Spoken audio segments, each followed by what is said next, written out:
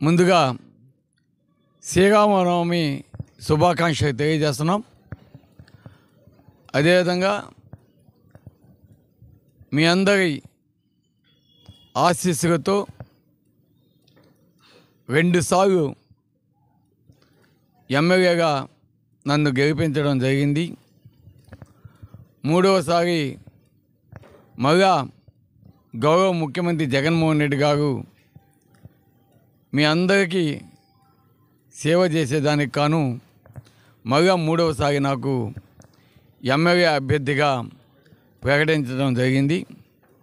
కాబట్టి మే 13న జరగబోవు ఈ ఎన్నికలకు సంబంధించి వైఎస్ఆర్ కాంగ్రెస్ పార్టీ తరఫున ఎమ్మెల్యే అభ్యర్థిగా 18వ తారీఖు అంటే రేపు ఉదయం 8 గంటలకి నామినేషన్ వేసేదానికి కరుగోరమ్మ గుడి వద్ద నుంచి బయలుదేరి ఆర్డీఓ ఆఫీస్కి పోతున్నాము.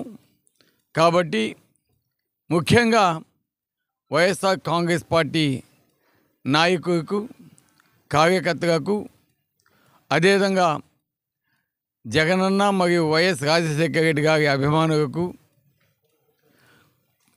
దాంతోపాటు నా శ్రేయోభిలాషులకు, వ్యాపారులకు, విద్యార్థులకు, కర్షకులకు, కార్మికులకు అందరికీ చెప్పేది, మీ అందరూ కూడా ఈ కార్యక్రమానికి విచ్చేసి మీ అందరి ఆశీర్వాదాలు గతముగా లాగే నాకు ఇవ్వాలని నేను మనసారా కోరుకుంటున్నాను. 2014, 2018లో మంచి మెజార్టీతోటి గెలిపించిన మీ అందరికీ కూడా చేతులెత్తి నమస్కరిస్తూ 2024లో కూడా మీకు సేవ చేసుకునే దానికి మీ అందరి ఆశీస్సులు నాకు ఉండాలని, ఈ కార్యక్రమానికి పెద్దలు, గౌరవనీయులు, మన పార్లమెంట్ అభ్యర్థిగా పోటీ చేస్తున్న శ్రీ వేణుంబాక విజయసాయి రెడ్డి గారు, అదేవిధంగా మరో సోదరులు, పెద్దలు, గౌరవనీయులు, రాజ్యసభ సభ్యులు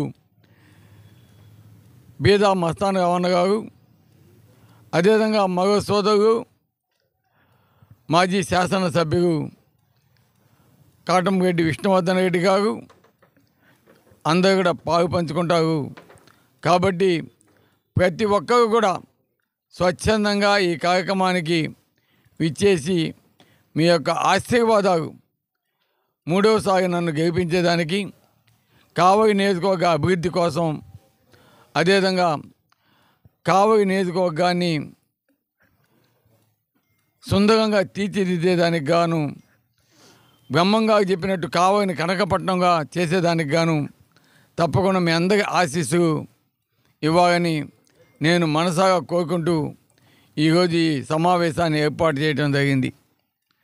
కాబట్టి తప్పకుండా ప్రతి ఒక్కరు కూడా ఈ కార్యక్రమానికి స్వచ్ఛందంగా విచ్చేసి మీ యొక్క ఆశీర్వాదాలు ఇవ్వాలని తెలియజేస్తూ మరొక్కసారి ప్రతి ఒక్కరికి కూడా శ్రీరామనవమి శుభాకాంక్షలు తెలియజేస్తున్నాను. Thank you.